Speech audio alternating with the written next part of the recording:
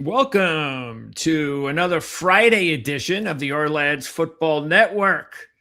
That's right. I'm sure everybody's pretty stoked for the weekend. And I know it's only June 5th to be precise, the first Friday in June. A lot of mini camps going to be taking place soon. OTAs are in activity as we speak. And then there'll be a little bit of a lull before training camp begins. But we're here now every Friday, as I've mentioned, all week long and all last week. We've got our Friday new format for the next 7 weeks. We're going to be taking a look at one division in the NFL, and we welcome in, just for these shows, we're partnering with another channel, ProLine TV, more on the handicapping side of the industry. Definitely handicapping the NFL and college football. I do work over there. And this gentleman right here, Jim Feist, who's a legend in the industry, is a co-owner of the channel as well. And Andy Isco will be joining us in just a couple of seconds. Jim, good to see you again. Well, thank you, Greg. Good to see you as well. It is, we're talking about June and we're talking football. And I'm excited about football. I wish it was here. No, 96 days to kickoff. Did you know that? That sounds close enough to me. But, we all follow other sports. And hockey's been amazing, and basketball's been amazing. And it's in golf. We're talking about golf a little bit just now off channel. And golf is weird now because we're getting a lot of players winning that we don't know who they are, but they will be known if they keep doing it. And so it's really, they talk about the summer being kind of an off time. So I don't know who takes off because I'm working hard. Yeah, well, again, that's the thing. I mean, I just had my first interview with a Vanderbilt writer, somebody who does podcasting, is covering the Commodores for over 20 years. And it's the first time I've been able to talk to someone about Vanderbilt football. And that's happening more and more often on my show because I've never done 5 days a week of football coverage during the summer. We haven't even hit the summer yet. And this opens up the door for many more opportunities to speak to a wide variety of, especially college football analysts. And that not only is great for content and for the viewers, for everybody, including myself, to be educated more. But it also shows you when you talk to these people that there are so many teams in college football today, especially that are going to be sleepers, if you want to call them. They're being disrespected because of the portal. Nobody understands exactly what's going on in June. And I think because of that, I think if you pay attention, you can get a really good advantage if you get a head start on everybody else. Well, it's hard to get a head start on every sport, but you're in a unique situation because Our Lads is such a quality publication that you start with the draft and then, of course, you jump into the free agency. And, of course, you're picking up stuff in the colleges that most of us don't see. I mean, did anybody pick Indiana to win last year? No. No. And the thing was, it was basically because the bottom line was it had never happened before. It's that simple. It had never happened before, even though we saw an improvement from them the previous year. And you could tell that they were going to be more competitive. It was just, we had to get that out of our mindset. And that's the thing. I think that certain people who don't get it out of their mindset, certain people who are still maybe, oh, that was just 1 year. Or, well, that's because Signetti's a genius, whatever excuse they might want to give that. I just think that's fine. If you want to go down that road, you're going to be left behind. Because again, I just think there are so many opportunities, and I've already spoken to a few. Arizona State, the Vanderbilt situation, again, they're going to be better than people think. Once again, can you believe this, that the Vanderbilt Commodores just recruited the #1 overall recruit in the country at quarterback? Really? So they are going to be starting a true freshman at quarterback who was the #1 recruit in the country. And that's the effect of the portal. And it's the effect that, especially because these kids, now he does come from Tennessee, but in the past, that would have been almost like, well, I know too much about Vanderbilt football and none of it's good. I ain't going to that school. But that's just not the case anymore. Why did he choose? Do you have any idea why he would choose Vanderbilt? It was basically, again, you've got that hometown kind of deal, and now it's more understanding that, wait a second, I see something happening here. I see that they're actually building something here, and I want to be a part of it. I'm from the area, and instead of, because he was going to go to Georgia, that was the typical thing a top recruit would do, would go to Georgia, and he completely changed at the last minute and said, "No, I'm going to go to Vanderbilt." And you know what? If he would have went to Georgia, he would have sat on the bench all year. Instead, he's going out there and he's starting for his hometown team. Right. So, Andy, you there? Can you hear us? I see him. I can hear you fine. There's apparently an issue with my camera. That's and okay. I'm not going to try messing with it right now. It was working fine last night when I did a podcast. We can hear you, Andy, very well. Yeah, so that's we fine. can see you eating too. So that's okay. Well, that was many years ago, but I still remember the dinner. Okay. And the dessert. I hope so. Andy always has a good line for the show. That's for sure. Oh, you ought to see what I was talking with a friend tonight or earlier today from Chicago who is not too thrilled with the apparent move for the new stadium to Hammond, Indiana for the Chicago Bears. Yeah, I'm hearing that story, and that's like it's just from the outsider's point of view. It does seem like it's like I don't think they're going to Chicago. I think they are going to Indiana. Is that the case? That's what they voted down the stadium proposal today. So yeah. I was looking for new nicknames: the Hammond Hellraisers, the Hammond Hyenas, the Hammond Hijackers, Hammond Hootenanny, Hammond Bear. The one that I like is the Hammond Bear Nappers instead of Kidnappers. They're the bad nappers.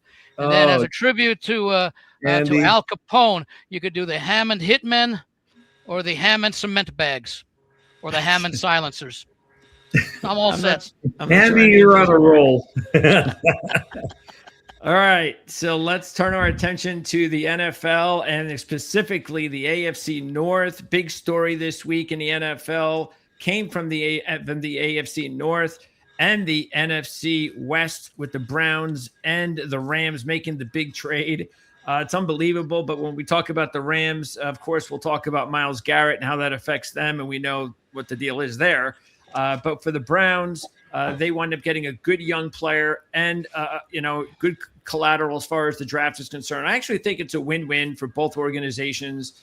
I honestly, to tell you the truth, don't think it's going to affect the Browns as much as people think. They're gonna go through the whole season without a win anyway. So you can't. They were going to finish last anyway, but at least they're positioning themselves nicely for the future with what they got in return. I mean, I always liked Verse. I loved him as a in his 2 years with the.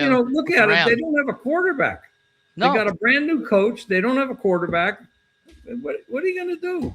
And I think, Greg, next year is supposed to be a very good year for quarterbacks. Arch Manning, of course, is the one that we all know about. DJ Moore, I think, is the other one coming out, I think, Oregon. So, the Browns may get a chance to get a legitimate franchise quarterback next year if they do indeed finish with the worst record. And I can't believe, I think their total was 6.5, and it only went down to 5.5 after the trade was announced. I don't think they win 3 games. Yeah, I find it hard on their schedule. I find it very hard to find 3. Well, again, this is why we do these shows. Look, I spoke to Fred Greetham last week of the OBR, and I'm going to speak with Fred again on Wednesday night because I spoke to him before the Myles Garrett trade.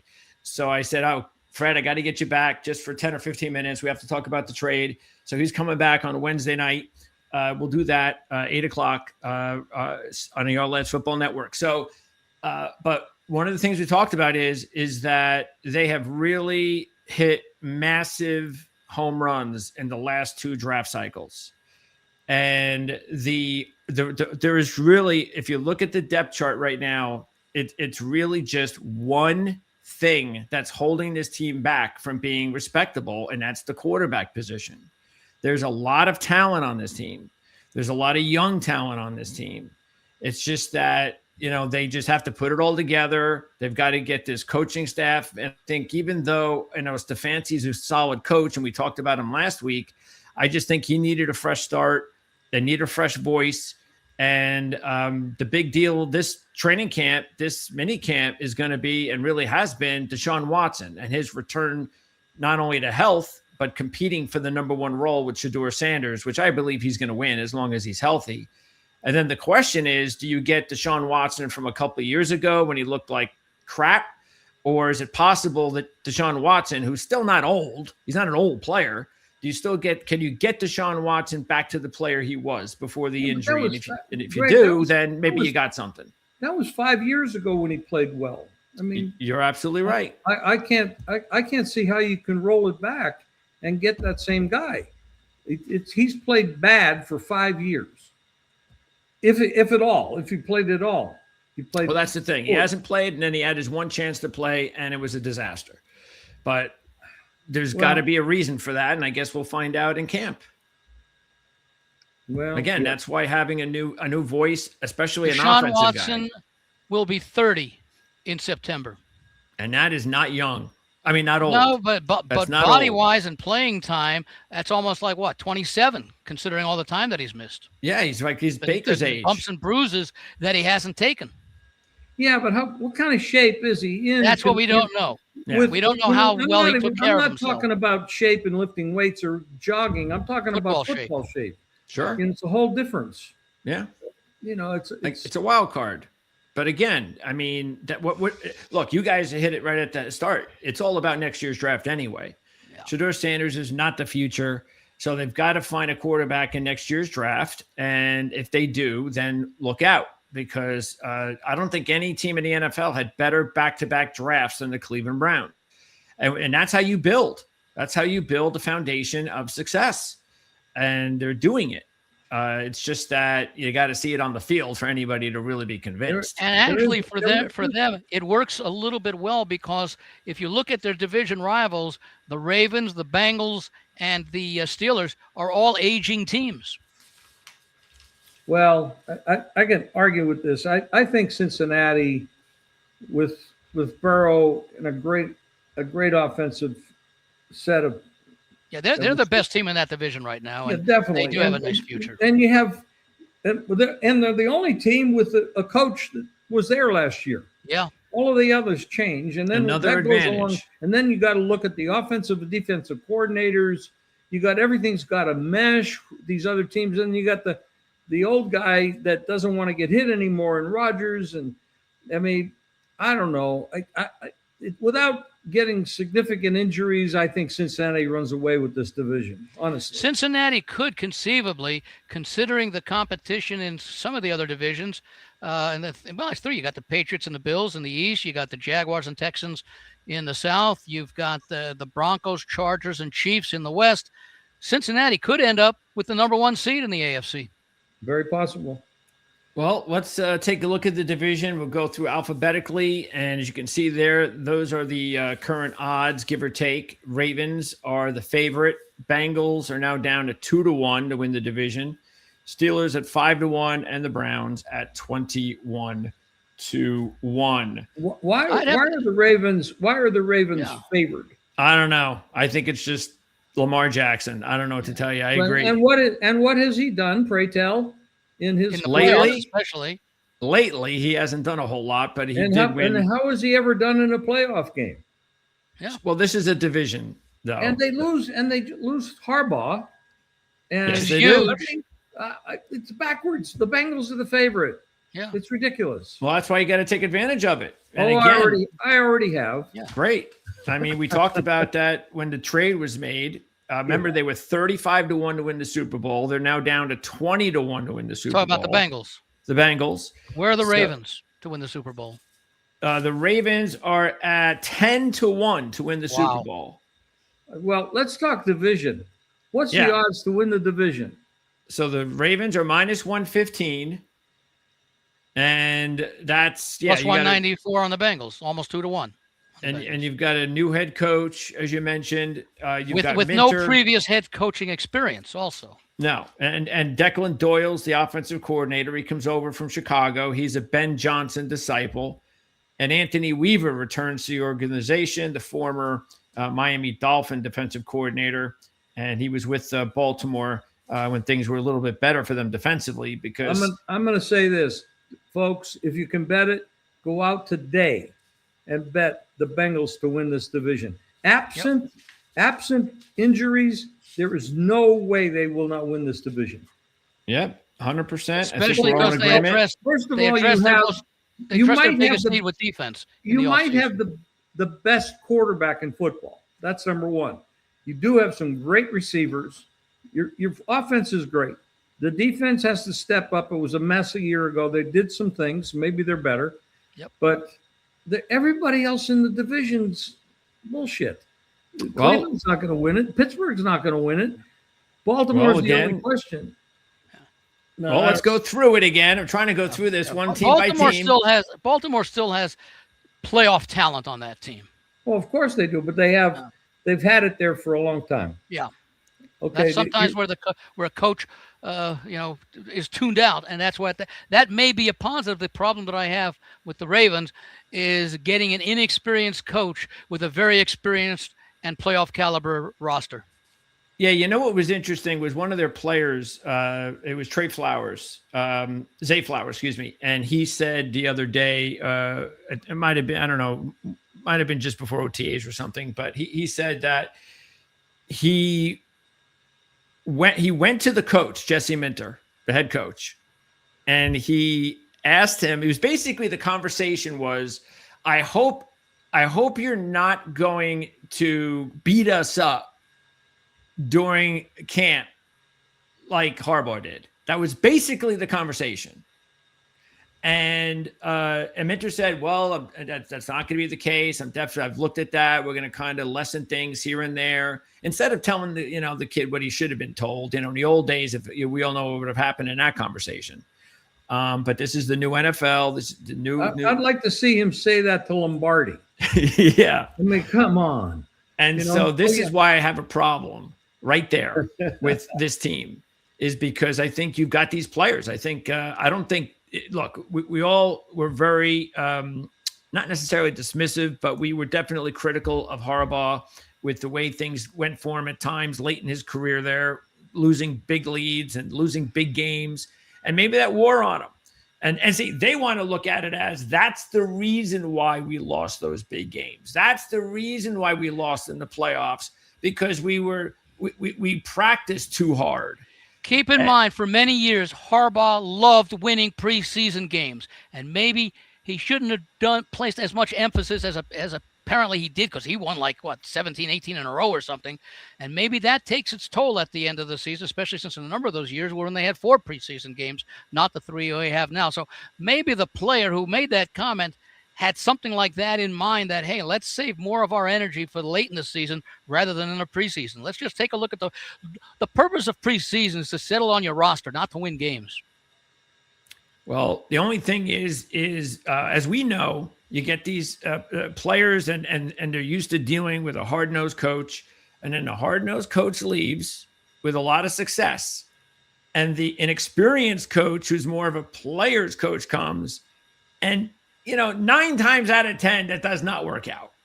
I mean, that kind of change, it's almost like they think it's going to be better.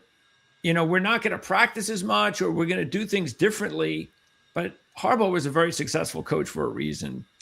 And I wonder what the record is. I don't know if anyone's going to analyze it, but maybe they have. What is the record of first-year head coaches coming into the league who have, let's say, immediate success? If it's their first NFL head coaching job, I would imagine it's probably a fairly small percentage, unless you're a guy like Barry Switzer, who comes in and takes over a defending Super Bowl champion with the Dallas Cowboys. Yeah, I think a franchise like Baltimore would fit closer to what you're saying there, Andy, where he would have a much better chance to succeed the way Harbaugh left the organization. as opposed to, oh, I'm taking over the New York Jets. No. You know, I mean, so you would expect that things would be a lot easier for Minter. And he was here. He was a coach here. He knows how the things are done. And that's the key when you take a look at the team and their issues the last few years was the defensive side of the ball. And so that's where he comes from. And I think that's going to be, you know, the one big asset that will help Baltimore this year. Their defense should improve. Trey Hendrickson comes in, you know, one of the top edge rushers in free agency. So that's a big deal. They also spent their second-round draft pick on an edge rusher in Zion Young. And on the offensive side, their first-round draft pick was the best guard in the draft, and that was something Baltimore really hurt themselves with the last couple of years. Inconsistent play at the guard position. And they lost their center. And that's a big issue. They lost Linderbaum. And that is, so they have not replaced him. Right now, the players that are penciled in to replace him are not, you know, starting caliber quality centers. So that is definitely something. I'm going to be talking to Tony Lombardi of the Russell Street Report on the Ravens in a couple of weeks, and we'll definitely find out more about that position, and training camp is going to be huge. So that is definitely something to keep an eye on. But Lamar Jackson returns, and Derrick Henry returns, and for the most part, their receivers return. They even added 2 draft picks, relatively high draft picks at wide receiver, in Surratt and Lane. You know, they know what they're doing as a front office. They usually draft well, so they have pretty good personnel. But I just think, you know, when you're going from Harbaugh to Minter, I don't know. I'm not really sold that Baltimore is necessarily going to be for the better, at least in 2026. Derrick Henry is 32. So that's towards the beginning the descent. Yeah, that guy is. I don't know about him, but he's a freak of nature. Yeah. Well, let's see how he does with a somewhat revamped offensive line. All right, so there's Baltimore. Amazing, let's now move on from Baltimore to Cincinnati. And again, we're all hot on the Bengals. They made the big move of the offseason when they landed Dexter Lawrence, not just because they landed Lawrence, but because they did something that the Bengals have basically never done. And that is trade a first-round draft pick for a player. That they don't do that. It's not talk; it's fact. But it shows I think that's because they realize that their window is like right now. They're in that situation where this division is theirs for the taking, and there seems to be a little bit of a change in the power structure in the AFC. If you take a look at what New England did, and Buffalo continued to disappoint. We saw the Chiefs last year. I think the Bengals realize that they have a year or two window. Let's get the players that we can do now and work about the replenishing draft choices after we've had a couple of seasons of making deep runs in the playoffs. And I think Burrow has put enough, you know, fire under them too. He pretty much has been unhappy. They haven't been doing enough. And I think he lit a fire under them and they did something. Well, not only did they add in Dexter Lawrence, they also added Boy Mafe, because remember, Hendrickson is now with the Ravens. So Mafe is a really good addition from the Super Bowl Seahawks. And maybe just as big as addition was Brian Cook. Maybe the top safety in the free agency market from the Kansas City Chiefs comes over to that secondary. And that secondary has been a big issue for a few years, not just talent, but injuries. But last year, the last, I think, 8 games of the season, both Dax Hill and DJ Turner, a couple of high draft picks, were both healthy for the first time together in a while, and both played their best football. And now they add Brian Cook. So that secondary is now looking pretty good, combined with the fact that they also let 2 rookie draft picks last year at linebacker play the entire season. And they struggled, you know, it's typical rookie season, but the hope is that they learned on the job and they're going to be that much better this year in their second season. So, and they also used up their first pick in the draft in the second round on another edge rusher, Cassius Howell. Yep. So there's a lot to like with the improvement of that defense overall. And then on offense. Yeah, interestingly, by the way, the Ravens season win total, and I'm surprised that it's this high, 11.5. Bengals are 9.5. That's well. I mean, I'd have to look at the rest of their schedule. They are evidently at 11.5. They're considering the Ravens to be, and this is from Circa. They considering the Ravens to be strong Super Bowl contenders. When you consider they're 11.5, you've got the Rams at 11.5, you've got the Seahawks at 10.5, Lions at 10.5, 49ers at 10.5, the Bills also, and the Chiefs and Eagles at 10.5. So they are tied with the Rams. I mean, according to season win totals, it doesn't really count for anything other than some sort of idea forecast. Rams Ravens Super Bowl based upon those teams having the highest win totals, one in each conference. We'd have to analyze the out of division games they play to see if that has any validity. Well, there it is. There's the Ravens win total. I'll bring in the schedule so you can see what it looks like. I know is that neither the Rams nor the Ravens play a first place schedule because the Rams tied with the 49ers at 12-5 in the West, and the Ravens lost out to Pittsburgh in the North, so they play a second place schedule. And if you take a look, a lot of the second place schedules this year are not all that bad compared to last year. Well, here's their schedule, and they really have a nice early season schedule. Who is this? The Ravens. Okay. So the Ravens, they'll be playing both Tennessee and New Orleans in the first 4 weeks. Well, and they're also going to be playing Atlanta and Cleveland. New Orleans is a team that is expected to do well in the NFC South, but the Ravens are getting them at home. The game that I'd be a little concerned about is the following week, the game at Dallas. That could be their most difficult game until they meet Cincinnati in Week 7. Well, either way, you're talking about under 500, under 500, under 500, under 500. 4 of the first 6 games were against teams that were under 500 last year. So that's not a very difficult way to start the schedule, but then it gets tough.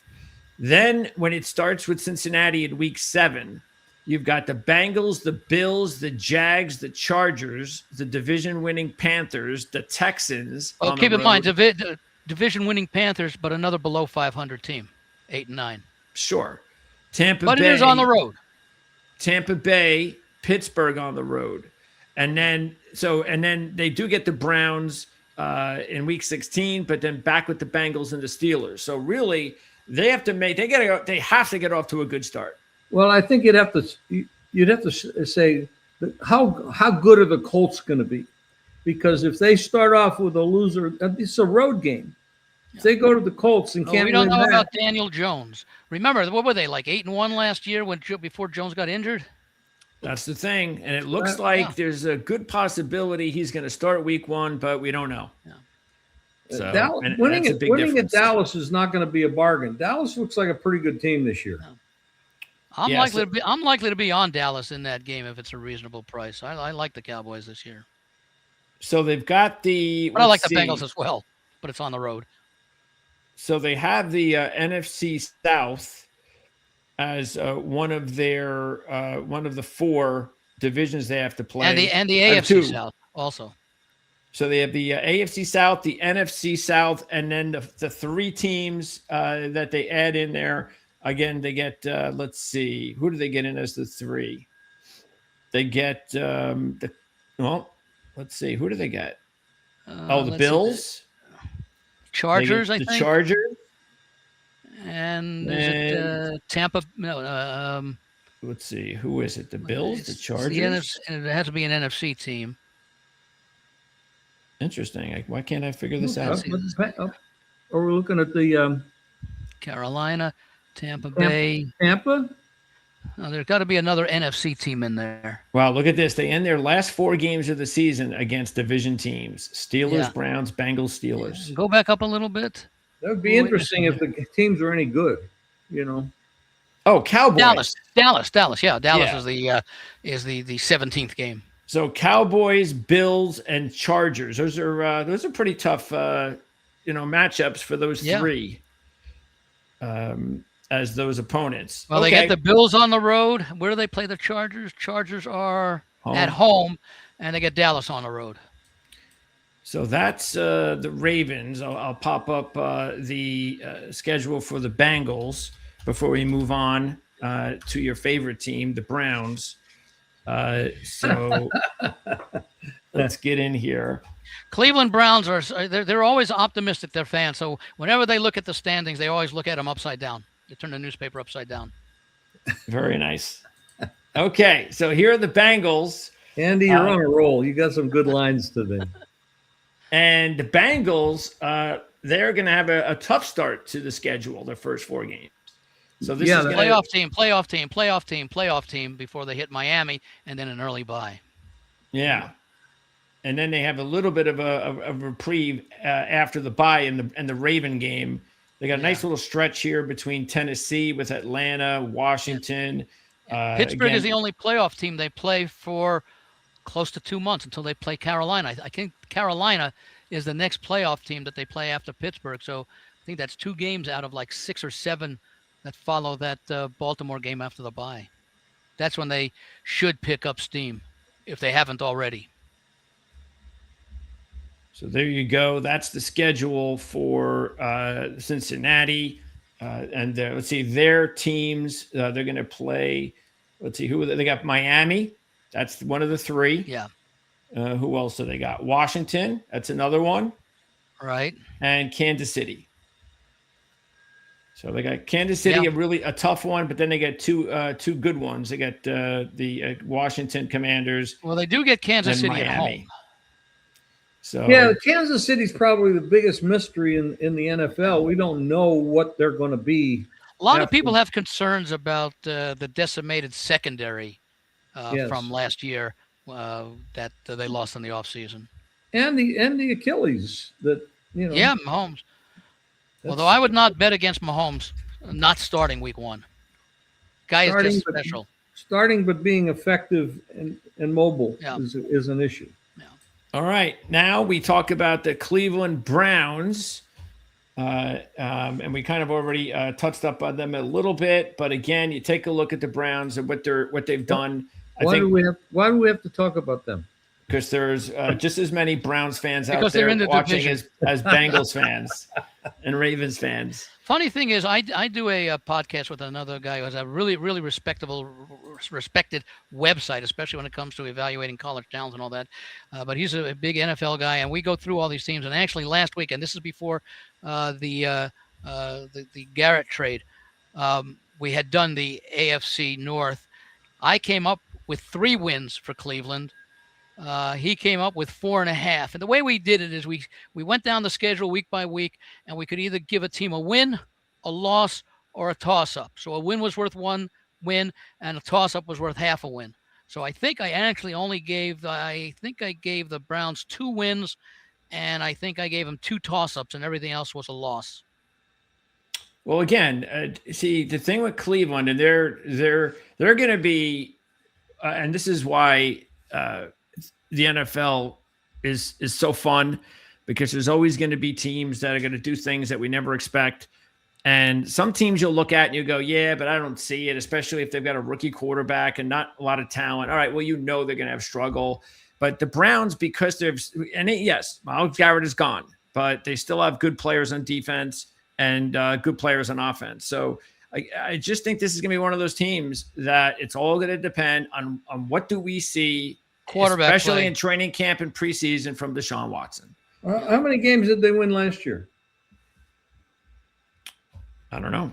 What was it? I don't remember. 3, probably 3 or 4.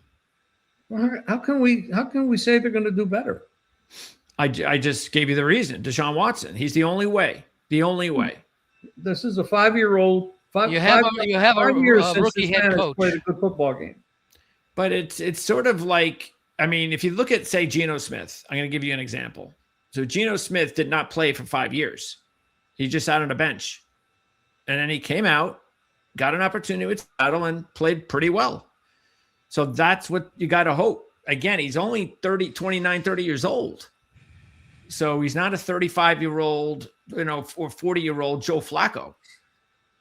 Look, the odds are against him. We all know that. But we just can't say for definitive sake that, oh, no, because If he was that bad, then he wouldn't be in a battle right now with Shedeur Sanders. Except for the big contract. The only reason he's there is because they have to pay him all this money. Yeah. No, the money thing is gone. You don't have to worry about the money thing anymore. It doesn't cripple their salary cap anymore. It's over. It's history. No, but it's still money being spent on the most important position on the team.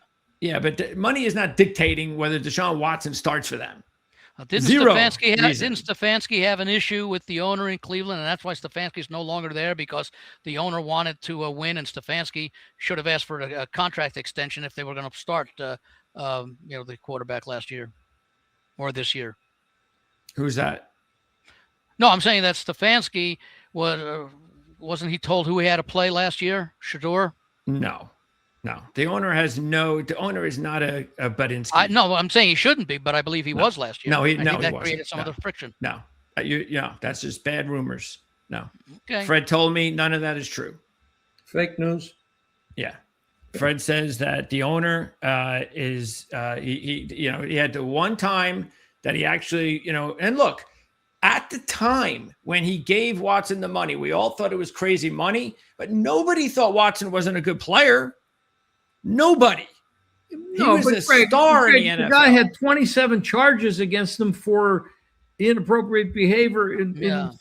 I know that. I'm just saying. Nobody, and then he guaranteed the money, for God's sake, the entire amount. Yeah. But I was just saying, that's the one thing he did. He went in, he says, I want this guy, get him, pay him.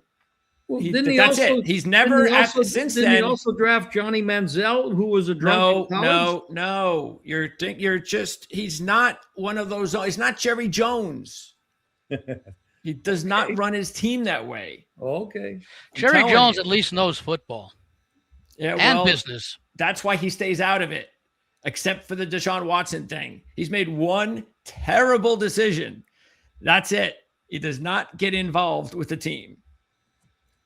So anyway, again, that's it. There's if Deshaun Watson can come out and actually do something, then but if not, Cleveland's the over/under right now is at what is it? I still saw 6.5, but I think it's down to 5.5 at a lot of places. I picked one up at Circa this morning, but it was as of June 2nd, which was I think the morning of the day where it was announced officially. And I thought I saw an adjustment 5.5 somewhere. Well, this 5.5 here is minus 160, and the 6.5 is plus 130. Yeah, the under 6.5 is minus 160. The over 5.5 is minus 160. So probably the right number is 6. But everybody uses half games now. I'd take under 5.5 plus 130. I think that's a good bet. I would, yeah. Yeah, I mean, if I thought Shedeur Sanders was going to start, or if I see preseason games and Deshaun Watson doesn't look any better, I think, I can't see them winning more than 5 games. Let's also talk about Stefanski. I always thought Stefanski was a pretty damn good coach. I think it was 2 out of 6. 2 out of 6 seasons in making the playoffs, and I think he had that one big win that one year down in Houston. When Houston was a division champion. Do we replace him? Do we know how do we feel about the replacement? Is he equal to Stefanski? You don't know. It's his first time head coaching. Where was he the Baltimore offensive coordinator, Greg? Yeah, he was there for 3 years with the Ravens, and so apparently he's not going to run this team the same way he ran the Ravens. He played more multiple tight end packages with the Ravens. Who's the offensive coordinator that he brought in? Monken? Yeah. Let's see. Monken's, where is it? Here it is. Monken's OC is Switzer. Yeah, Switzer doesn't have like a whole lot of experience, but this is Monken's offense anyway. Yeah. And this is the biggest worry for me is that Rutenberg is taking over for Schwartz because it's a tough guy to replace. Yeah, there's no way I can. Defense. I have to downgrade this team from last year just based on those changes. Well, the thing is, we don't know because they weren't very good, and that's the problem. So it's kind of hard to. And like I said, there's a lot of talent on this team, so you do have to say that now. Maybe it wasn't Stefanski, and maybe it wasn't Schwartz, but it's not just 2 coaches that run a team, as we know. there's like 10 or 12 coaches out there, and apparently those guys did not do a good job of developing talent. And that's why there's a coaching change. Maybe the talent wasn't that good to begin with, and maybe it's more of a scouting problem. That's my second. My second free play is Cleveland under 5.5 plus 130. I'm with you on that. I might even give a little bit of a look if I do a little bit more work, maybe even the under 4.5 at plus 220. Well, we'll go over. I'm going to go over all that officially, and when we're done, and I'll write them all down. Let's now move on to Pittsburgh, as the Steelers get Aaron Rodgers back. Mike McCarthy reunion with Aaron Rodgers. Last go around for Rodgers. And the additions to the team from last year are definitely significant in a few parts. They're a much better. They have a much better wide receiver room. Pittman. They added Jermaine Bernard in the second round. They made a trade for the Colts with Michael Pittman, and they also added two young players in the draft on the offensive line. So they're going to be a better offensive team. It'll be the second year for Rodgers. That could be an issue with how much the rookies play in their first year on the offensive line with a guy like Rodgers. Well, the problem is they may not have a chance. The good thing is at least Dylan Cook, who is penciled in ahead of the first round draft pick, he does deserve the opportunity. He's played well. He's a veteran, not really somebody that has had a chance to get this spot before. So we'll give him the benefit of the doubt if he holds off the rookie. And then the other spot would definitely be here at right guard. This kid here, the third round pick, potentially taking this spot. But one rookie on the offensive line is probably enough for Aaron Rodgers. So I'd agree with that. Yeah. In the running game, they added Rico Dowdle. Don't forget what Rico Dowdle did last year for Carolina for the first 5 or 6 weeks of the season. Yes. And he'll partner now with Jaylen Warren in the backfield. And then on defense, as you can see here, most of their players are going to return, but they did add a couple of players back here in the secondary. Jamel Dean is a solid top corner, and they added When did they get rid of Fitzpatrick? Was that was a couple of years ago? Okay. That's when he went to Miami, and I think he's with the Jets now, isn't he? Yeah, he went. I think he was Miami only like a year and a half, something like that. And they added a few other players overall, but for the most part, most of the additions are on offense. Defensively, Cam Hayward continues to play. Hayward and Watt is a nice duo. Yeah, Hayward still plays great. Watt, we know him. They need Porter to develop even more. They got good edge rushers: Herbig, Highsmith, Watt. Sawyer was a rookie last year. The defense are hoping Harmon will take a step up in his second year from a first-round draft pick. So there is a lot to be excited about as far as the defense being better, just from returning talent. And the question's going to be about whether some of these new players like Bernard and Pittman and Dowdle can really help the offense in year 2 of Aaron Rodgers. And Mike McCarthy, the guy can coach. We know that. So let's take a look at the Steelers with their. That's why I kind of like Pittsburgh, although I have them third in the division. But I do like the Rodgers and McCarthy combination. And look, McCarthy, what was he in Dallas 5 years? Had 12 wins in 3 of the 5. Yeah, it is possible if Pittsburgh and Baltimore could flip 2-3 in this. Yeah. It's possible. Yeah, I think the whole, again, the top 3 for sure.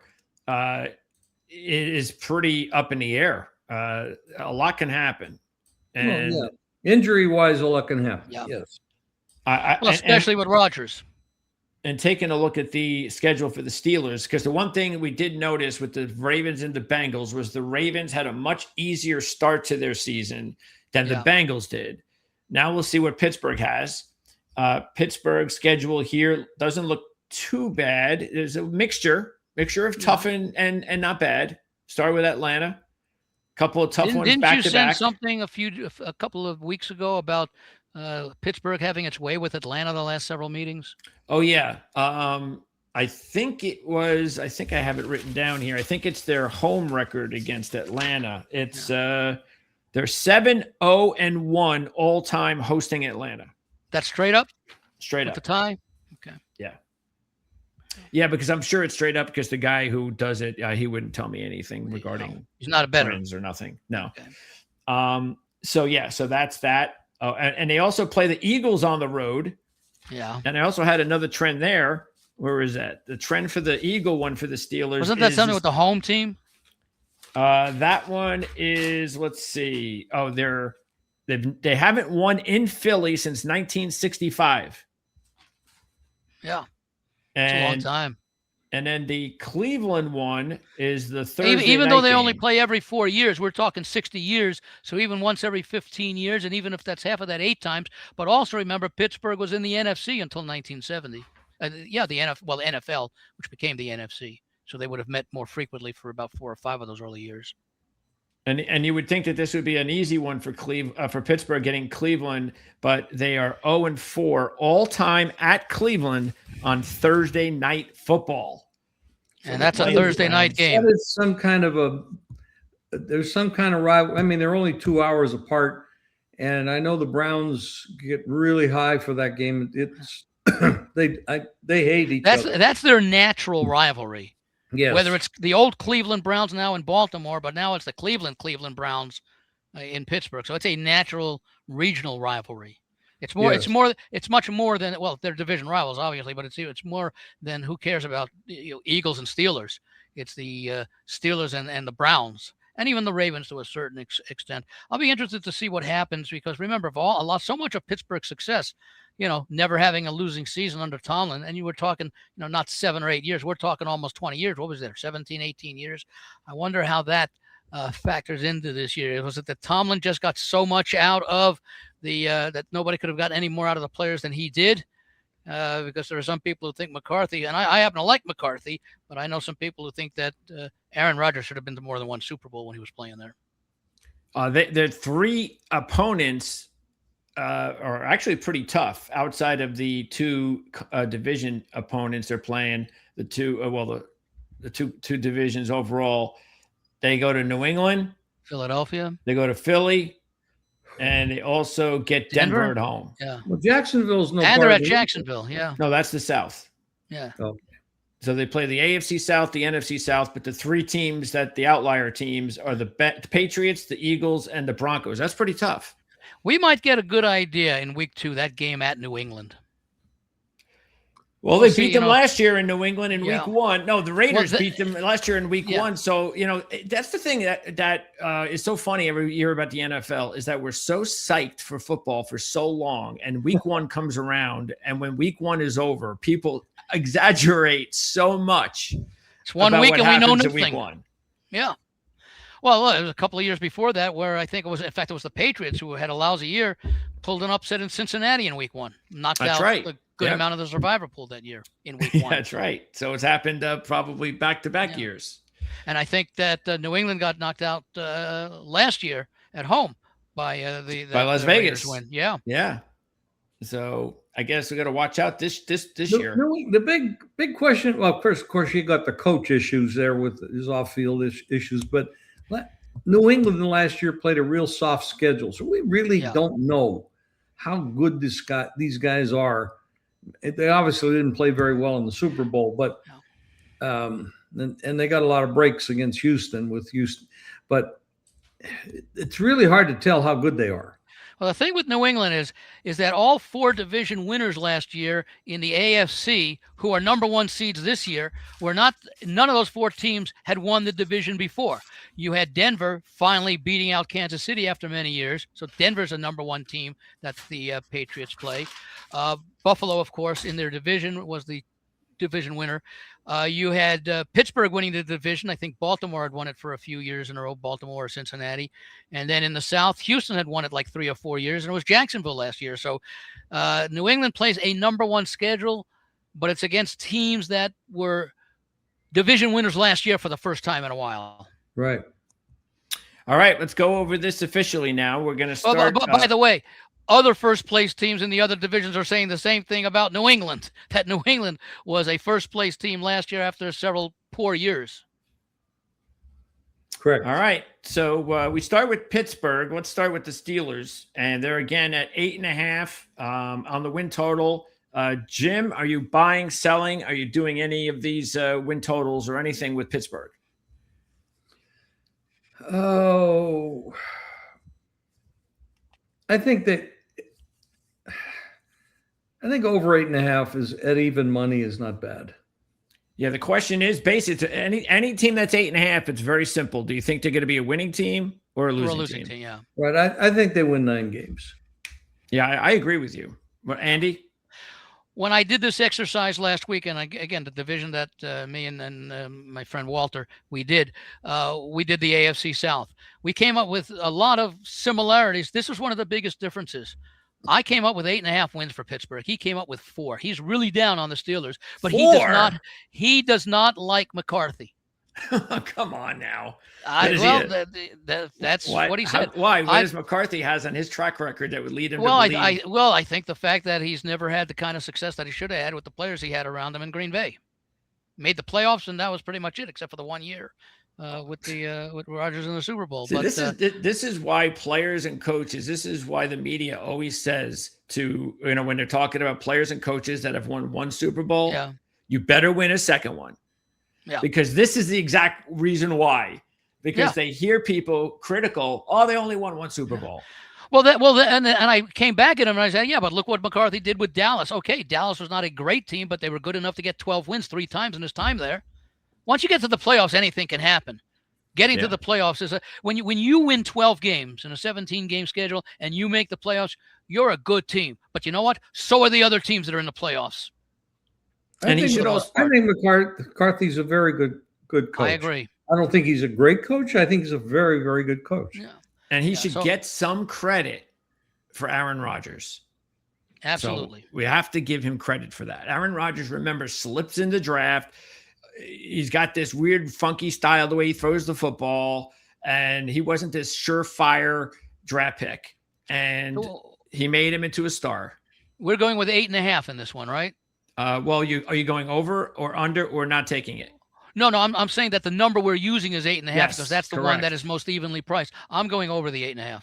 Okay, so we're all going over 8.5 on the Steelers. Let's now move on to Cleveland, your favorite team.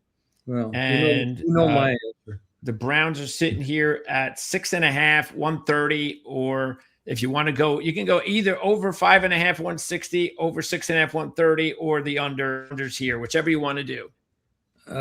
I'm taking well, I don't see there's no under 6.5, is there? It's right here. Minus 160. Jim, you and I both agreed on the under 5.5 at plus. Yeah, let's go. I'm gonna go with that. I'm gonna take the plus money under 5.5. Under 5. I don't even know how they win 3 games, honestly. But no, I can't. Like I said last week, I came up with 2 wins. And I think one was in week 3. I don't know who Pittsburgh plays in week 3, and one was even in week 17. 5. Okay. Moving on. Let's go to Cincinnati. And let's take a look at the Bengals. All right. So the Bengals are sitting here at 10.5 plus 115, under 10.5 minus 140. It sounds like you guys, are we all going over? I'm going over the 10.5. I'm definitely over. I'm going to go over 10.5 and 11.5. Love it. I get the 210 and the 115. Absolutely. Love it. And Andy, you've got over 10.5? I've got over 10.5, and I'm contemplating the over 11.5. And do you guys also interested in the Super Bowl division numbers? Well, we took a look and we saw that Baltimore was minus 115. And, Cincinnati's 2-1 plus 194. I like Cincinnati to win the division. Yeah, so I'm definitely on Cincinnati win the division. Plus 194. Yeah. And that's it. No Super Bowl. That's too much. What's the Super Bowl odds on them? It's down to 20-1 now. 20-1 is worth a shot to get to the Super Bowl or win the Super Bowl. No, I can't do that. Yeah. The West. I play a number of them, and it's usually based on teams that I expect to make the playoffs, should have at least a first-round home game in most cases. I think Cincinnati is going to be that good. I think 20-1. I don't think you'll see 20-1 by mid-October. It'll probably be down to I agree. 15-1. That's why I took him at 35-1. Yep. And when did you get Dallas at, Andy? Andy talked me into it. Andy, what did you get I got Dallas at? at 35. You got him at 35 as well. 35. Okay. I think they're down to about 20-22 right now. Jim, you going to go with the 20-1? I'm going to follow Andy and you on this. Yeah.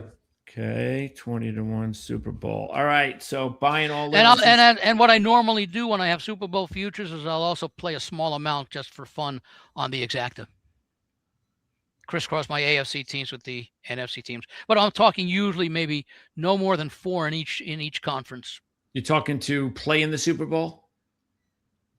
Well, I'll meet each other. Like Cincinnati over San Francisco, Dallas. San Francisco over Cincinnati, or well, in my case, Dallas. Yeah. Yeah. Okay. Yeah, but so I'm gonna have like Dallas. probably 3. It'll either be 3x3, 3x4, 4x3, or 4x4. So, what is that? 4x4 would be 16 combinations. Explain that to anybody who doesn't know what you're talking about. They have the exactas at a lot of places. Circa started a few years ago. For example, and I picked it up today. If you like, let me see here. I'll just grab any team in mind if I can get the sheet open here. If you like, for example, Eagles defeat Bills in the Super Bowl, you can get 95-1. If you like Cowboys over the Bills, you can get 125-1. Let me see what you can get. If you like the Bills, I don't have that. That's on the other. What about the Bengals and the Cowboys? Cowboys over Bengals is 305-1. No, I'm sorry. That's Cowboys over Bengals, 305-1. And let's see, Bengals over Cowboys, 325-1. Interesting. Okay. And well, remember you got like 31 times 31 combinations or something like that. So what again, 16 times 16. How much does it cost to play all that? Any amount you want. So when you say combinations, what do you mean by that? It's like a horse racing exacta. Okay, got it. You Super Bowl winner, take a couple Super of Bowl teams, loser. like 4 teams or something like that, and put them in a pool or something. Oh, you said 16 teams? Well, no. If I did 4 in each conference over 4 in the other conference and reverse it, that's 16. In other words, let's say Cowboys over each team in the AFC East, Eagles over each team in the AFC East, et cetera, and then the reverse. So each team you would have 4. So I know that might be 32 combinations. Come to think. And is that only at the casino? More than 16, Andy. What's that? I think it is 16. Yeah. Is that only available at the casino? No, it's available online, and I think more and more places. I think offshore they have it also. FanDuel and DraftKings. Okay. Well, let me see. Where do you think it would be here? Trouble is we can't play. We can't play. It might be futures. Fast futures. Whatever the hell that is. Keep going to the right, and see if it says exactas. No, those are playoff player matchups. Team specials. See what team specials is. No. Okay, that's a different thing. Yeah, they're basically exam. Yeah. Yeah, we can't play at those 2 places here. Yeah. Because you're from the area. Vegas, Nevada bans them. Oh, team. What's this? Oh, interesting. Okay. All right. So let's now wrap up with Baltimore. Let me get back to where we were. Here we go. Wins. And there we go. Baltimore. Okay. They're at 11.5, plus 115 over, minus 140 under. And there's some other options there. So what do you guys? Yeah, it seems. Yeah, 11.5 is probably the common number. If you talk a minus 150 plus 125, minus 140 plus 115, that's a little bit of a more narrow spread. So 11.5 seems to be the number. I don't know that I could play that because I don't want to play the over the 11.5, or certainly not over the 10.5, and or over the 12.5. And doing anything, Jim? No, I'm not doing anything in Baltimore. Well, raise it up one more time. Go up higher. Let's take a shot at under 9.5, 220. 9-win team. That's I like not bad. I like the price. Yeah, that's not bad. Plus 220. Okay. So that's 9 and 8. Yeah. I think that's where they were last year. Yeah, That's not bad. I think that's worth it, Andy. Yeah. I would lean under and actually, what did we say? Oh, under 10.5 is plus 125. Yeah, that's not bad either. That's the one that I would play. Under 10.5 plus 125. That's simply a price play for me. Yeah. Okay. All right. Now let's rank them. Jim, we'll start with you. 1 through 4. Definitely the Cleveland under 5.5 is the best play. Or are you talking about the division rankings? You want to go ahead and give? That's fine too. If you want to. No, I like the added. Give us your best one because we do have that. Oh. Give us your best. Cleveland under 5.5 and Cincinnati to win the division are both equal plays. Great plays. Okay, so Jim, your top 2 will be the 10.5 or the 11.5 Cincinnati. Which one do you go with? The top one. I like Cincinnati to win the division. That's the plus 194. Okay, so we'll do that. That's 1. And what's the other one? You Cleveland under 5.5. Under 5.5. Okay, that's 2. All right, so there's your top 2. What about you, Andy? What are your top? Exactly the same. Exactly I've got Cincinnati winning the division. I'm getting 2 to 1 on that. And I also, like I said, I had Cleveland winning 3 games last week, and I think the toss-ups were probably more considered losses than wins. But I had to find a couple of games where I thought Cleveland would be competitive. I still can come away with the possible wins. And then now we rank the teams in order of where you think they're going to. Well, just basically, again, this is basically what you like the most. How about you, Greg? Are you going to do any of the wagers? Well, I'm like everything for me is Cincinnati. Okay. So I'm putting all of my chips into everything Bengals, and then Joe Burrow will be out in week 1. I'm just going to give you a plus across the board on Cincinnati. Yeah, pretty much. Everything positive. But the other one I really like is. I think they have the wrong favorite at the books. Yeah, I agree. Yeah. But the other one, if I had to go outside of Cincinnati, I'd probably go with the Steelers over 8.5. Okay. So let's go. Which team? Well, this is easy. Cincinnati's number 1 for all of us. Okay. So which team do you, again, buy, sell? Which team do you have the most or least faith in? 2nd, 3rd, 4th, just overall. You don't have to be Cleveland picking. 4th. Yeah, that seems pretty easy too. Yeah, that's definite. So who's second and third? I would say the gap between Cleveland and Pittsburgh for 3rd and 4th will be greater than the gap between Cincinnati and Baltimore. In other words, I think Baltimore has enough talent to compete with Cincinnati and might challenge them, but I'm not sure that Cleveland has the kind of talent to even compete with Pittsburgh. Okay, so Andy's going to have 3 Pittsburgh. I've got Cleveland. I've got Cleveland. I've got Cincy. Yeah. Jim? I would have to echo what Andy just said. Okay, so that means both of you guys are going to go Cincy 1, Baltimore 2, Pittsburgh 3, and Cleveland 4. Yeah, correct. And I could see it being close between Baltimore and Pittsburgh. Yeah, I agree, and that's why I'm doing Pittsburgh 2, Baltimore 3.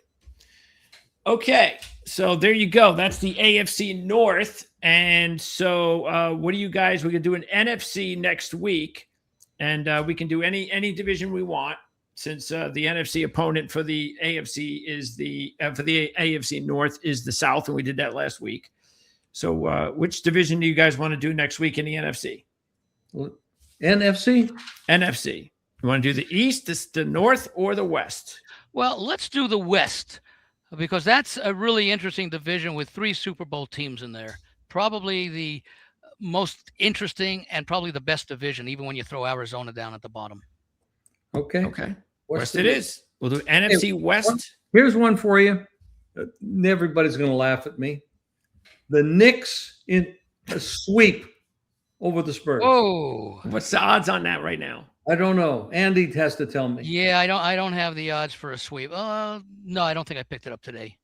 But it's probably got to be a decent number. Well, you could roll it over. You could figure it out. Yeah. What's the money Okay. line tonight? On the Well, let game? me see. Because Tonight, they'll the be money favored. line. They're going to be favored in New York.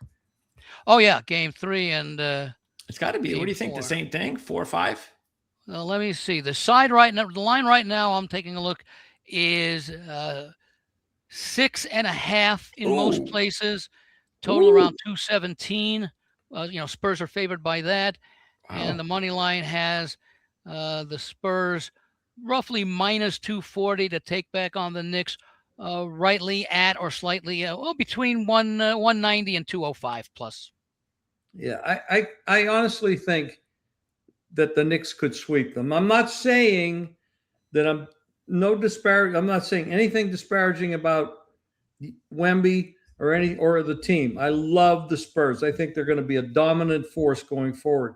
Yeah. The thing that bothers me about them is they're young, and Wemby is just not physical enough at this stage at 22 years old. He's not grown into his body to withstand the beating that these guys give him. And you've got to remember, these guys they're not 7'5", so they're really short. 7'1", 7 foot, but they're also like 100 pounds heavier, and they're muscled up and they're 30 years old. And they're coming, and Wemby's coming off the 7-game series. And when was the last time the Knicks lost a game? Okay. That was game 3 in the first round against Atlanta. Then they won the final 3, and then 4 plus 4 plus 1. I am not saying in any and they've way, covered in all of, and they are what I say there. and they're double-digit winners in every game. Yeah, they are 13-2 straight up. I believe it's 12-3 against the spread in those games. I don't know if I'm doing anything tonight. I know the other game 1. I think we talked about it on Tuesday, Jim. Well, I wanted to wait for an in-game pop situation to play the Knicks. I was figuring again that the Knicks would probably be a little bit tired after all the rest, and the Spurs were coming off, just a couple of days rest after that grueling 7-game series. So I was going to wait to see what would happen in the game 1. Would the Knicks be sort of rusty early? They actually had an early lead, but they got to the point where they were down by 5 or 6 points with about 4 or 5 minutes to go in the first quarter, and I got the Knicks plus 7.5, and that's exactly what I was waiting for. Did I expect them to win the game? No. Did I expect them to cover? I thought they had a real good chance, because if the Spurs were fatigued from OKC, it would show up in the fourth quarter. Now keep in mind that game was tied.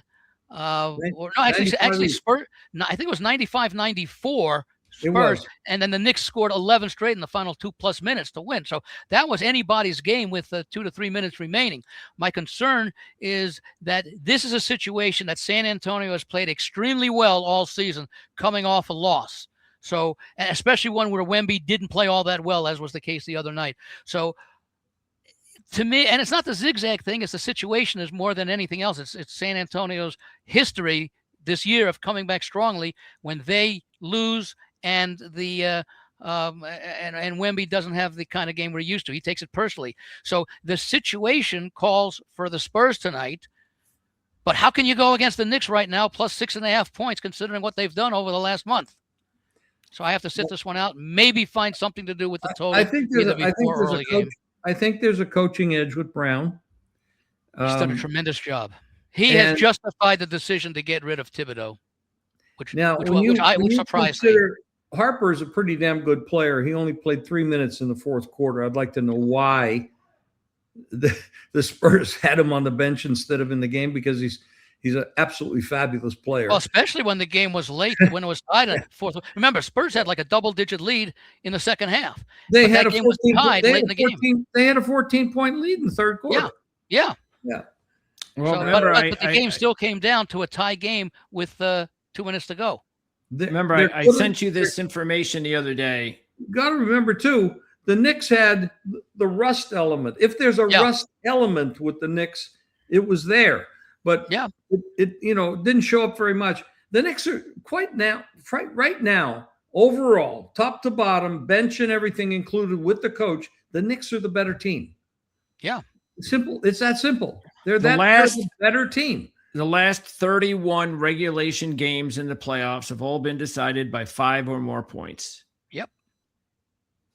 Yeah. So if that means you either take San Antonio or take the Knicks money line. Yeah, I could see that, the way the Well, Knicks have been playing. I mean, a lot of times I'll take the point spread and I'll take a little bit on the money line anyway. I mean, because I do, especially in short numbers like this. But I'm going to tell you something. There is no way, unless the Knicks come out flat, and I haven't seen them come out flat at all in any. I mean, they haven't lost a game in like 3 months. The only game they came out flat was that first game against Cleveland when they were coming off of that long rest after Philadelphia. 22. Yes, and came back to win, and they did so for exactly. I thought the Knicks would be tired in the first quarter because of rust, and they were outscored, I think, 23-16. And I said they'd get their legs back by the fourth quarter when the every other night would get to Cleveland, and that's exactly what happened. I think they outscored them 32-18, and more importantly, in the overtime, the Knicks outscored Cleveland 14-3, and won that game. And Brunson is probably the most disrespected player in the league because he's short. And that's I don't think he's being disrespected anymore. Absolutely ridiculous. The man is absolutely a fabulous player.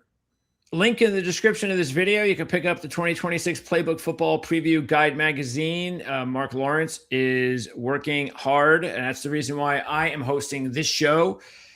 This is normally the Friday spot for ProLine TV. Has he told you an expected date of publication? It's usually around July 4th or July 10th that it hits the newsstands and Barnes & Noble and Amazon. Yeah. Well, it says I don't know if he here, told you anything on that. It says available 2026 7, I guess 15. Does it say there? Right here? Is that 7/15? Yes. Yeah, that would be July 15th. Yeah. So again, you can pick that up. Links in the description of this video. Links also in the description. The draft review guide from our lads is going to be coming out in a few days, so you can check that out as well. And then keep in mind, next week, again, we're going to do the NFC West on Friday. In the meanwhile, I will be doing, right now we only have one NFL interview scheduled for next week. That's with the Chicago Bears. Cole Noble from ATS Sports. The Hammond Bears. Yeah, or whatever I said. Yeah. Probably. And then next week as well, looks like we've got more college football. We've got the Florida Gators and Penn State on Monday, and Colorado State on Wednesday. So that's coming up. Colorado State, they're one of the new Pac-12 members, aren't they? Yes. Andy, Pac-12 is basically Mountain West. Yeah, Jim. Andy, I got to ask you a question. What kind of action are you seeing on college baseball?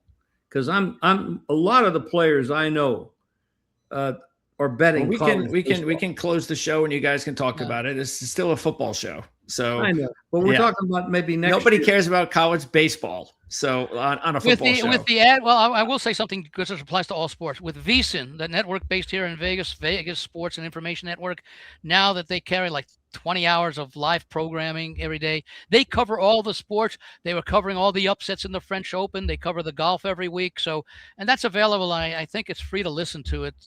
What do you mean by that, Andy? VSiN. No, what do you mean by they cover? They go over, they review, they handicap. Oh, okay. From a betting standpoint, so it's a betting oriented enterprise. That's the one that Brent Musburger was initially. Somewhat involved, but he's like the face of the network. They broadcast live out of Circa downtown. Are they at the? They still go to Omaha for the World Series?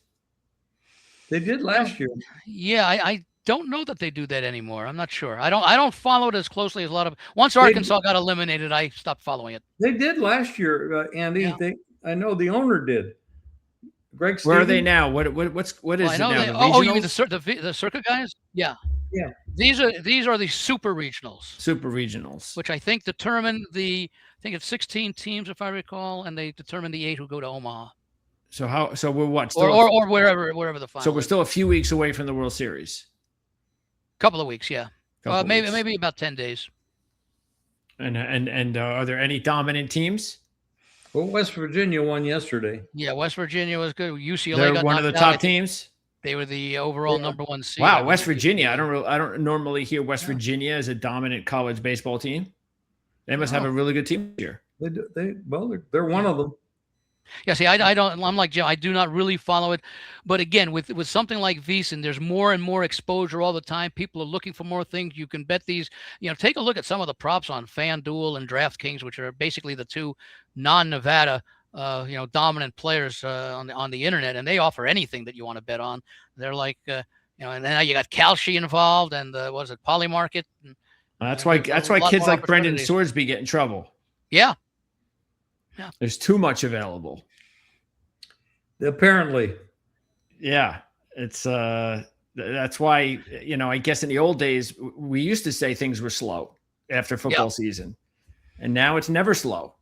Well, like most people, like most of us, you learn through experience, and the experience is not always that good at the beginning, but that's what makes you learn. And it's like evolving in life in almost every area. You better learn love early, it too. You profit later. Yeah. Yeah, you better love it, and you better enjoy some of it. By the time you get really good at life, Andy, then you're gone. Yeah. And you finally have it figured out. Yeah, exactly. And unfortunately, there's no way to really pass that on. Not really. No. You can do all the podcasts and videos you want. Well, with Ted Williams and the cryogenics, maybe in another 50 years, they can, they can thaw him out and discover his secret to hitting. If they can find the rest of the body to attach the head to. All right, guys, we'll talk NFC West next Friday. Jim Feist and Andy Iskoe, and they'll be back on Tuesday on Proline TV. Hope to have my camera working by then. That'll be on Tuesday at 1 Eastern. And I'm assuming you guys are going to talk a lot about the NBA playoffs. Yeah. Well, I'm sure whatever's going on, we're going to talk about it. All right. College baseball, NBA playoffs, whatever's happening. And if you listen to Jim, the Knicks will be looking for a sweep on Wednesday, I believe it'll be. Well, I know it's a great price. It's a long shot. Yeah. And I know but I'm telling you, the team hasn't lost in 3 months or whatever. No. And at least, well, let me put it this way. They've played 53 games since January 21st, the Knicks. I think this maybe now the other one. Now it's 54 games. They are 41, and I believe it's 13 straight up, 35 and 19 against the spread, and that's over. That's actually now January, February, March. That's 4.5 months. Now here's one. This is the people can listen to this. I'm saying the Knicks in a sweep, which is a great price right now. But if they win this game tonight, they actually could be favored to win the sweep when they go to New York. No. And there will be a special fan in game 1 and game 3 in New York. Yeah, and I know Paul. It's not going to be me. It's going to be the president. But my friend Paul and your friend Paul will be there. Yeah. Yes. Actually, it could be 2 Pauls, right? It could be Paul B and Chipper. Oh. Yeah, I'm not seeing any prices on my sports book for. I'm surprised I don't see that here. I don't know why they don't have it. Because the series, all they're giving me is series. Well, wait a second, I can go in here. Let me see if they've got something in here. What do you think it would be under? Just specials or something, or probably special props. I can't put it on the screen because then they'll remove our advertising from this. All right, let me see if I can find it here. Pro game basketball, 2, score up to 3. NBA here it is. Series exact outcome. Yeah. All right, let's see. I've got to find, where is it? I'm showing Knicks in 4 plus 805. Woo! So 8 to 1? Circa too. Yeah, 8 to 1. 8 to 1. I think it should be higher than that. If you happen to like the Spurs to win the next 4, you can get plus 75 for the Spurs to win in 5. Huh. I don't know whether they're showing not that I would recommend it, but it's out there. I mean, I had the same thought with the Golden Knights. Remember the Golden Knights in that first season when they made the Stanley Cup Finals and they beat Washington in Game 1 and then lost 4 straight. They should have won last night. Should have won last night. Yeah, that was a bad decision on that no goal. Well, the problem is you can't just don't go to overtime with Carolina. That's all. Just take them out and overtime. I think Golden Knights had been perfect in overtime this playoff season until last night. What was it? Was it the coach did wrong, Andy? They're criticizing him. I think for challenging the no goal when with the goalie was covering it up, but it wasn't totally secure or something like that. He came out today and said that he would make that challenge because it cost him a delay of game penalty when the challenge was unsuccessful. What time was that at the game? It was earlier middle third period, I believe. What was the score? I believe it was. I think it was 2-2 at the time, and I think that would have given the Knights a 3-2 lead. And Tortorella said this morning, and I applaud him for it, whether I agree with him or not, although I agree with him, he said, I would make that challenge 10 out of 10 times, especially because they were up 2-0, and now we're... What do you mean I would make that challenge? He challenged the call of a no goal. He thought the goal should have counted. It was the Knights who seemingly scored, but the officials reviewed it and said that it was goalie interference. And he did challenge, or he didn't? He did challenge the no goal because he did challenge, and they said he was wrong. He was wrong, that it was indeed a no goal. They ruled that it was not a goal. I think the folks in New York looked at it. And then they got a power play. Yeah, and I believe they scored on that power play. But Tortorella said today he would make that challenge 10 out of 10 times. Hey, if you believe in it, especially if it's the way you do, I mean, you got to be true to yourself. That's all. Yeah. He's a good coach. He's done a remarkable thing with He's this had team. success just about everywhere he's been. I'm sure they'll be fine. Yeah. Okay, so that's going to wrap it up. Again, you can catch these guys on Tuesday at Proline TV. They'll talk more hockey, NBA, and more. Baseball. Sure baseball too. Yeah. And that'll be it for the Oilers. By the way, Network. we did not mention any baseball today, but I think it is worth pointing out to Christopher Sanchez, who ended, I believe, his streak at about 50 2/3 scoreless innings, dating back over a month. That's the fifth. It's the most ever by a left-hander, and the fifth most all-time. And had he been able to continue the streak through his last start, which I think was Wednesday, I think he finally gave up a run in the top of the seventh at the Padres.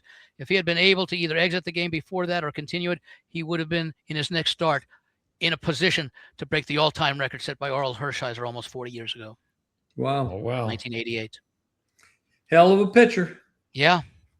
All right. So anyway, take a look, by the way, at your Cy Young prices. He might be worth a play. I would imagine he might very well be the National League favorite right now, but that kind of effort is worth it. Ohtani's going to get a lot of votes. You see, Bowtie Sports says you guys need a show producer. So my response to that is, I'm the producer, but they don't listen to me. So whoever the producer is, he wouldn't have it any other way, any other easier. Well, we did listen to you because we were originally scheduled to do, I think. We should have been out of here 20 minutes ago if you were going to listen to me. Yeah, but see, anyway, this is bonus content. Here's the thing is, we provide content for people who like to follow sports and also, very much so, people who like to bet sports.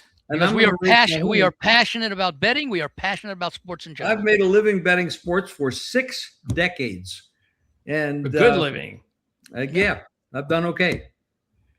So, and Bowtie, I hope to make you some money too. Yep. And I will actually talk some NASCAR and Proline TV on tomorrow. That'll be Saturday night after qualifying and practice. So you can check that out. Otherwise, Proline TV is back in action next week on Tuesday at 1 Eastern with the Jim Feist Handicapping Show. And the Oilers Football Network returns on Monday at 4 o'clock. And we'll do it all over again. So, guys, appreciate it. I'll see you next Friday. See you. Sounds good. Take care.